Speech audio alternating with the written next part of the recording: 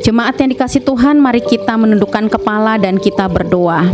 Kami datang kepadamu Tuhan, memohon akan bimbingan Tuhan di dalam kami membaca dan merenungkan firman Tuhan sore hari ini. Dalam nama Yesus kami berdoa. Amin. Shalom jemaat yang dikasihi Tuhan, berjumpa kembali dalam renungan cahaya kemenangan di sore hari ini dengan mengambil tema membawa damai di lingkungannya. Bagian yang kedua, saya mengajak kita membuka dari Kisah Para Rasul pasal 9 ayat 26 sampai 27 dan pasal 15 ayat 37 sampai 39. Setibanya di Yerusalem, Saulus mencoba menggabungkan diri kepada murid-murid, tetapi semuanya takut kepadanya karena mereka tidak dapat percaya bahwa ia juga seorang murid.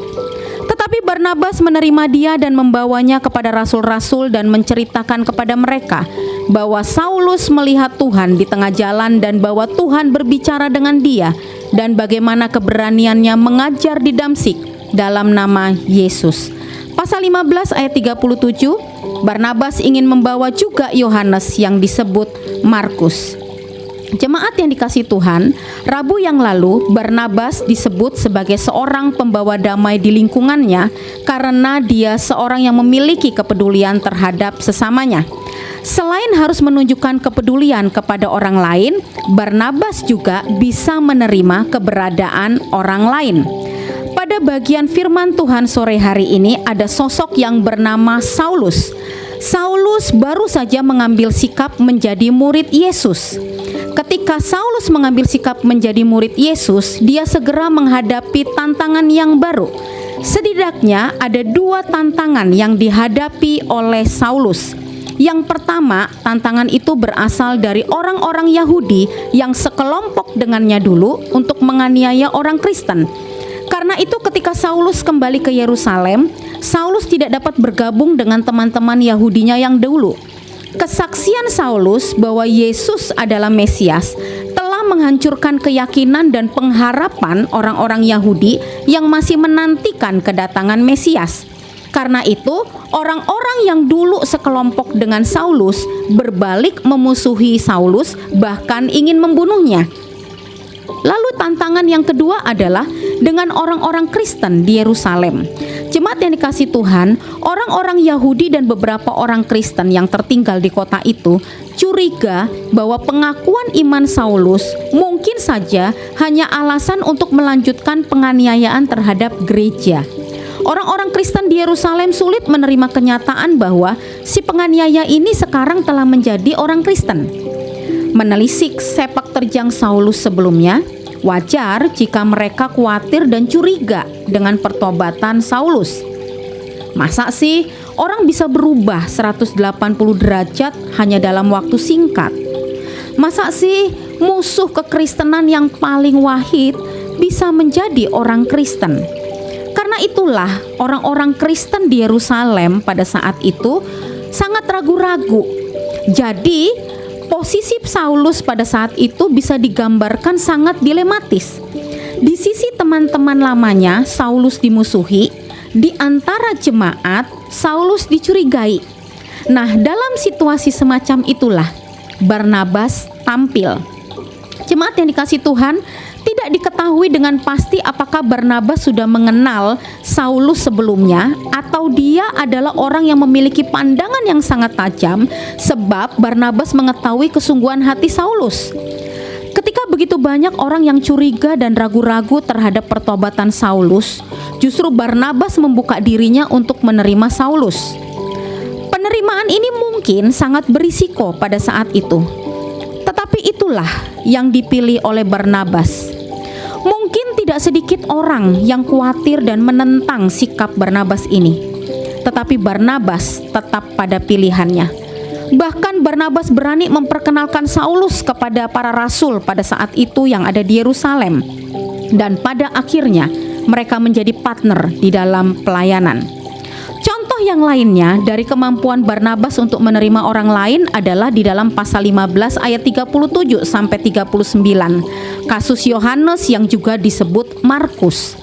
Markus ini adalah keponakan dari Barnabas. Pada suatu ketika Saulus atau Paulus berselisih pendapat dengan Barnabas karena Markus. Paulus menganggap Markus tidak layak untuk mengikuti pelayanan mereka kembali karena Markus pernah meninggalkan mereka di Pamfilia ke Yerusalem. Paulus melihat Markus itu orang yang tidak layak ikut dalam pelayanan.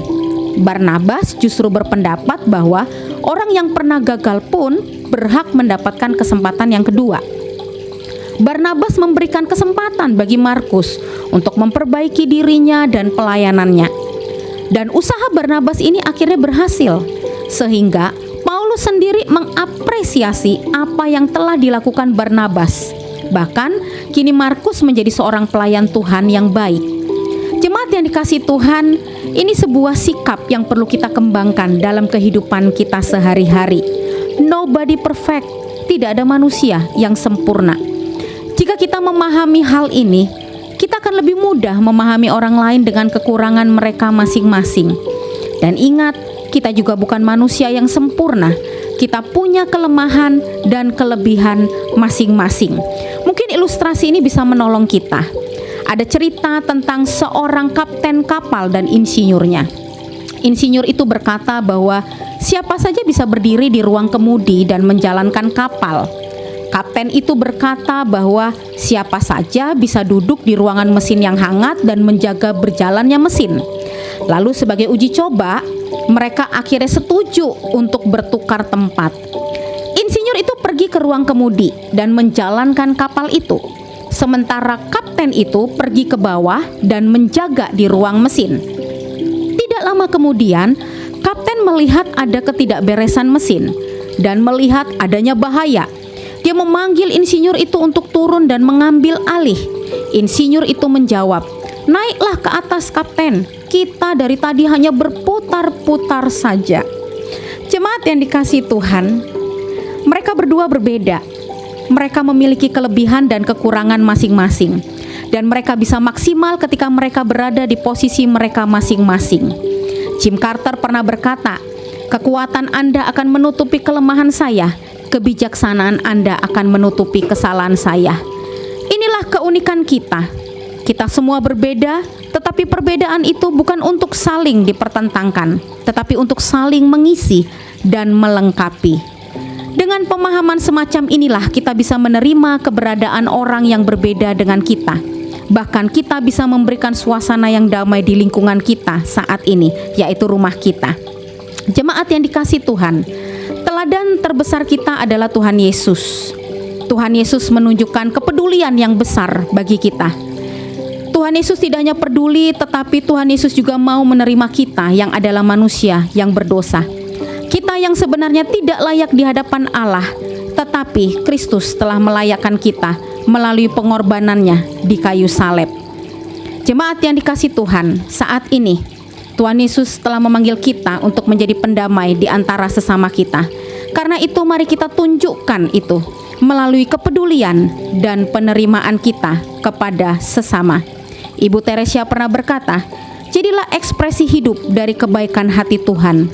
Kebaikan hati di wajah Anda, kebaikan hati di mata Anda, kebaikan hati dalam senyuman Anda, kebaikan hati dalam salam hangat Anda." Amin. Mari kita berdoa. Terima kasih Tuhan untuk firman Tuhan yang boleh kami baca dan renungkan bersama-sama. Mohon tuntunan Tuhan di dalam kami melakukan kebenaran firman Tuhan ini. Di dalam nama Tuhan Yesus kami berdoa. Amin. Selamat sore, kiranya Tuhan memberkati kehidupan jemaat semuanya. Tuhan Yesus memberkati.